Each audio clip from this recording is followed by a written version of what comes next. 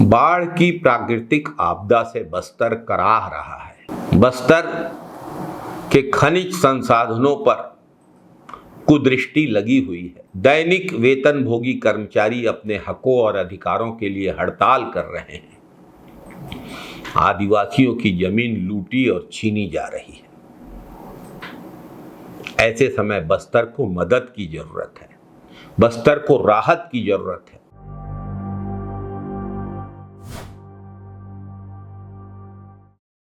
नमस्कार साथियों, बस्तर संभाग अपने प्राकृतिक संसाधनों की बदौलत हर साल 1500 करोड़ रुपए से अधिक का राजस्व देता है।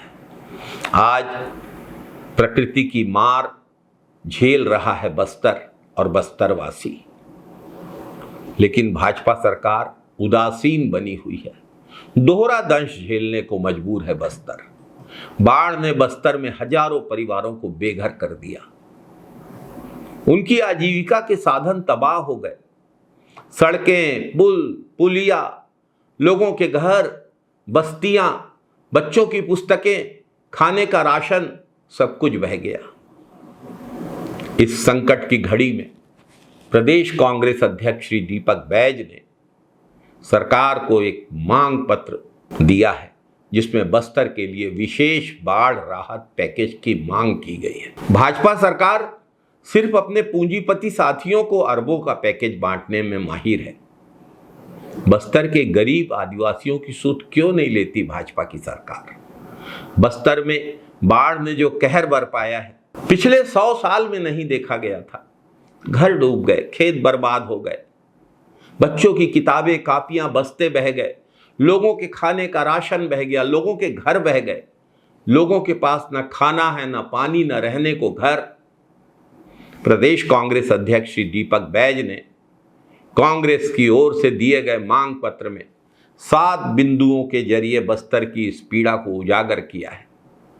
जिन परिवारों के पक्के मकान पूरी तरीके से ढह गए हैं, उन्हें 10 लाख रुपए, जिनके कच्चे मकान क्षतिग्रस्त हुए हैं, उन्हें 5 लाख रुपए की मुआवजा राशि दी जाए।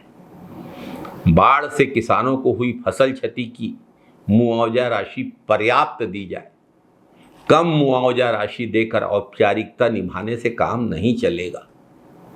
घर में रखे सामान जो बाढ़ में बह गए हैं, राशन, गैस चूल्हा, अलमारी, TV, fridge, cooler, sofa set, computer, 2 और 4 पहिया वाहन, किराना, दुकानों का सामान, इसकी सूची बनाकर उचित मुआवजा दिया जाए। स्कूल जाने वाले बच्चों के लिए स्कूल की फीस, निःशुल्क कापी किताब, ड्रेस, बैग की व्यवस्था की जाए, ताकि बच्चों की पढ़ाई बाधित न हो, बच्चों का भविष्य न बिगड़े। बाढ़ में बहे पशुधन का सर्वे करके उचित मुआवजा दिया जाए। बाढ़ प्रभावित परिवारों को सुरक्षित स्थान पर स्थापित किया जाए। उनके पुनर्वास के लिए दीर्घकालीन योजना बनाई जाए। क्षतिग्रस्त सड़कों की, पुल पुलियों की और विद्युत व्यवस्था की तत्काल बहाली की जाए। ये मांगे बेहद जरूरी है, क्योंकि भाजपा सरकार ने तो अब तक राहत में गड़बड़ियों और भ्रष्टाचार के अलावा और कुछ किया नहीं। फटी साड़ियां, घटिया चावल, चंद पैकेट मसाले, इनसे बाढ़ पीड़ितों को राहत नहीं मिल रही है। उल्टा उनके जले पर नमक छिड़कने का काम किया जा रहा है। शर्मनाक है। जब बस्तर के लोग भूख से मर रहे हैं, तब सत्ताधीश हेलीकॉप्टर से हवाई सर्वे करके वाहवाही लूट रहे हैं, फुटेज बना रहे हैं। पीड़ितों के आंसू हेलीकॉप्टर से कहां दिखाई देंगे भाजपा की सरकार को? एक युवक जो मुख्यमंत्री से फटी साड़ी की शिकायत और बाढ़ राहत में गड़बड़ियों की शिकायत करने जा रहा था, प्रशासन ने और पुलिस ने उसको थाने में घंटों बैठा कर रखा। भाजपा सरकार गरीबों की, बाढ़ पीड़ितों की आवाज को दबाना चाहती है, बस्तर की आवाज को दबाना चाहती है, ताकि भाजपा सरकार की गड़बड़ियां, भाजपा सरकार की नाकामी उजागर न हो। आखिर क्यों भाजपा बस्तर के साथ ऐसा सौतेला व्यवहार कर रही है? अपने पूंजीपति मित्रों को तो भाजपा की सरकार खनिज संसाधनों की बंदरबांट करती है, हर तरह की रियायत देती है, हर नियम कानून से छूट देती है, लेकिन बस्तर के आदिवासियों के लिए राहत पैकेज अभी तक नहीं दिया गया है, जो बस्तर का हक है, हर बस्तरवासी का हक है।